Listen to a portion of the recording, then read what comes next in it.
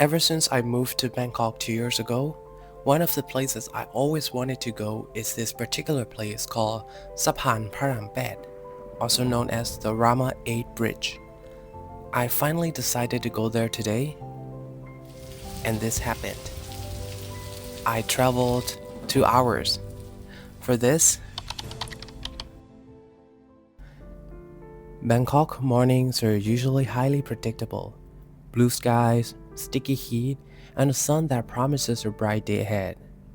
It rarely ever rains here in the morning. Rain is usually an afternoon story, an evening problem.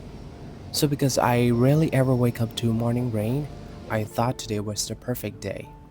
So I packed my stuff, made the long effortful journey across the city and headed toward the park, or the bridge. I wanted my own perfect postcard view. Well, I thought I could plan the perfect morning until the universe had other plans. Just as I arrived at the park, the clouds gathered, the sun completely vanished. The bright picture perfect bridge I had seen so many times on Instagram and TikTok is suddenly gone. But standing beneath it, I couldn't help but admire its sheer size. The architecture is incredible. A single massive pylon holding up the entire span with golden cables. It felt like standing next to a modern giant. Looking up at it, I was briefly reminded of a small poem I learned back in school by James S. Tippett, who wrote about liking a bridge, any kind of bridge at all, especially a gray steel bridge with towers stiff and tall. Beyond the poetry is a functional lifeline. As we speak, hundreds of cars are crossing the deck, moving between two entirely different realms of land, and the bridge serves as the ultimate connector over the Chao Phraya River, tying the city together. Suddenly, the atmosphere shifted. I felt an immense aggressive wind rubbing against my face, carrying the sharp smell of rain. I knew right then that the sky was about to open up. In that moment, frustration wasn't even a thought. The approaching storm completely pulled me into the present. My immediate priority was finding a safe space to shield my gear from the water. I didn't worry about what would happen next. I just looked for the nearest roof and made my way over. Then it officially rained, hard. But luckily, I managed to get inside a nearby gateboat just in time, joining a few elderly people who had also sought shelter. But as the walls of water grew thicker and the downpour became heavier, a wave of worry and regret washed over me. I hated myself for leaving the house so early. Why didn't I just stay home? Why did it have to rain this morning of all mornings? Honestly, I didn't want to do anything anymore. My filming plans felt ruined. All I could think about was calling a taxi, escaping this place, and going straight back home. But I was stuck. I was right in the middle of a massive park where cars don't have access, and I just wished I was back in my warm bed, safely holding a hot cup of coffee. But after sitting there for a while, the initial panic faded, and I actually looked around me. The storm hadn't stopped life in the park at all. Right next to me in the gazebo, people were calmly stretching and exercising. Some were still jogging right through the heavy downpour. That's when it hit me. Am I the only one frustrated here? As I stopped fighting reality, the atmosphere transformed. The aggressive downpour softened into a rhythmic meditative sound, and the river looked like it was dancing.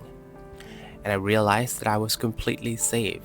I was perfectly shielded from the storm, and I was getting to witness this iconic massive bridge in a rare, beautiful state that most people never see. I took a deep breath, and everything instantly felt better.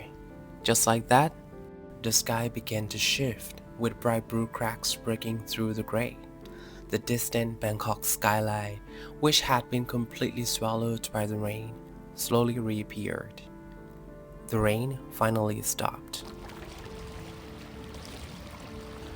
When the storm cleared, it didn't leave behind a blazing sun. It left behind the surreal, shadowless silver blue sky. It felt as if the city had just gone through a reset. I stepped out of the gazebo and began walking back through the park toward the exit. Looking right at the wet ground reflecting the sky like a giant mirror, I started thinking about why we fight the rain so much. Not talking about the literal weather, but the unexpected storms in our lives.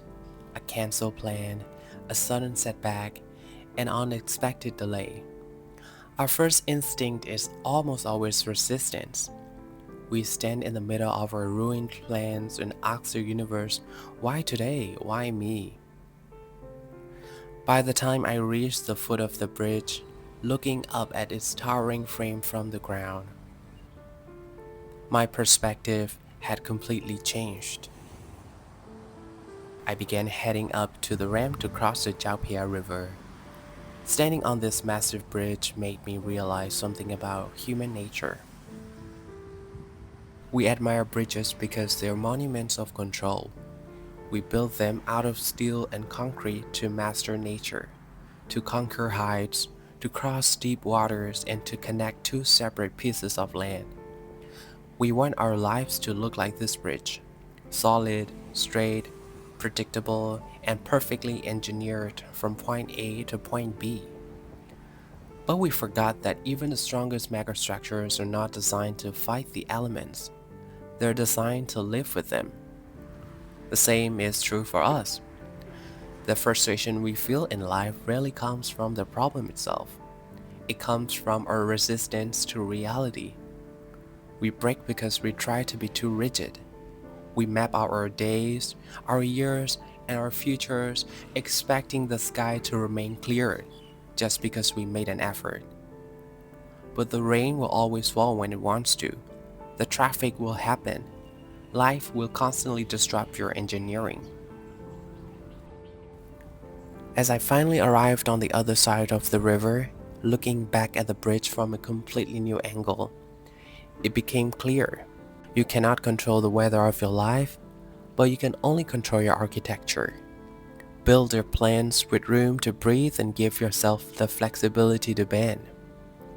Life becomes infinitely more beautiful the moment you stop demanding it to be perfect. You cannot control the storm, but you can always choose how you shelter. Stop fighting reality, but work with it and see what blooms on the other side.